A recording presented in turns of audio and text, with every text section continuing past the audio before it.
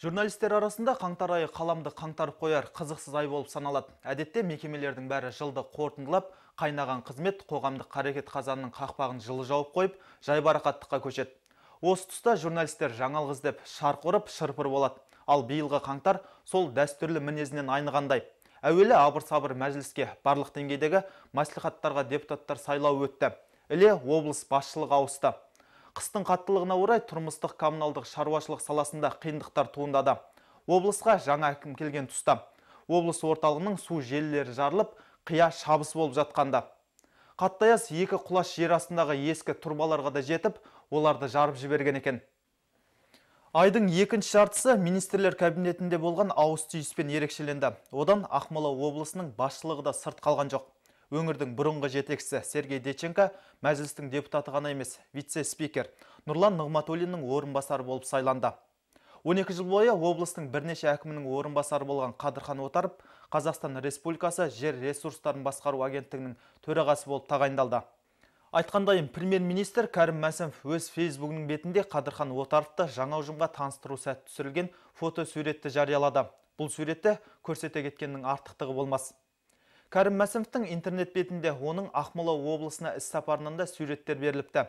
Премьер Қайрат Қожамжаровты Ақмола облысының әкімі қызметіне кірісуімен құттықтап тұр. Сондай-ақ сөз арасында осы аптада 3 ақпан күні Қайрат Пернешұлының қызметке кіріскеніне 10 күн болғанын атап өтуге болады. Ол облыс әкімі ретінде алғашқы 10 жұмыс күнін өткізді. Ақмолалықтардың жаңа әкім қандай мәселелерге көбірек көңіл бөлер екен деп алаңдағаны рас. Алдағы бейнебаяннан облыс әкімі Қайрат Қожамжаровтың қызметінің алғашқы 10 күндігінің қалай өткендігі туралы толық мәлімет аласыздар.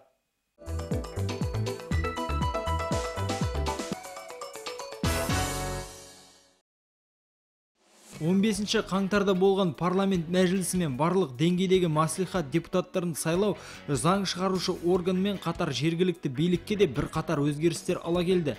Кадрлық жаңарту бірнеше құрылым қызметіне әсер етті. Облыстық мәслихаттың бірінші сессиясында көтерілген мәселе жаңа өңір басшысын тағайындау болды. Бұл қызметке Қазақстан Республикасы экономикалық қылмыс және сыбайлас жемқорлыққа қарсы күрес агенттігінің төрағасы болып келген Қайрат Қожамжаров тағайындалды. Қайрат Пернешұлының жоғарыда аталған қызметтен бөлек прокуратура және кеден саласында да жұмыс тәжірибесі бар. Қаржы полициясының генерал-майоры, Ленинград мемлекеттік университетінде оқыған. Қайрат Қожамжаров өзінің алғашқы жұмыс күні аппарат кеңесінде республикалық бюджеттің қалай игеріліп жатқандығымен танысты. Алдағы уақытта бәріміз ортақ мүдде үшін жұмыла кірісіп, ел игілігіне қызмет етеміз деген сенімдемін. Облыс әкімі алдағы іс-әрекеттер жоспарын жасау үшін әуелі өңірдің тұрмысына қатысты мәліметтермен танысуға көп көңіл бөлді. Осы мақсатпен облыстық басқарма жетекшілерін қабылдады. Алғашқы кезекте экономика және бюджеттік жоспарлау басқармасының бастығы Мұратбек Таханбаев Қайрат Қожамжаровқа қазіргі ахуалды баяндап, алдағы жұмыс жоспары жайлы мән-жайды айтып берді. Қандай салалар бойынша жетістіктер бар, ал шешімін таппай жатқан мәселелер қанша? Осы және өзге де маңызды деген жайттар жүздесуде әңгімеге арқау болды. Қабылдауға облысымыздағы басқа да құрылым жетекшілері қатысты. Олар өңір басшысын атқарылып жатқан жұмыстармен таныстырумен қатар өз қызметтеріндегі кейбір мәселелерді шешуге қатысты өтініштерінде айтуға мүмкіндік алды. Қайрат Қожамжаров өз кезегінде қалыптасқан қиындықтарды жою жайлы тиісті мамандарға тапсырма берді. Республикадан бөлінген қаражатты орынды игеру бұл бүгінгі таңдағы маңызды сұрақтардың бірі. Облыс әкімі бар қаражатты мақсатты жұмсай алмасақ, қосымша ақша алудан да шеттелетімізді ескертті. Сондай-ақ жоғарыдан нұсқау күтпей, қаражатты тиімді жұмсауды өзіміз басқаруға көшетін кездің келгенінде атап өтті. Мен баршаңызды қырағы болып, тек бүгінгі күннің мәселесін ғана емес, алдағы 5-10 жылда атқаруымызға тиіс істерді жоспарлауға шақырамын.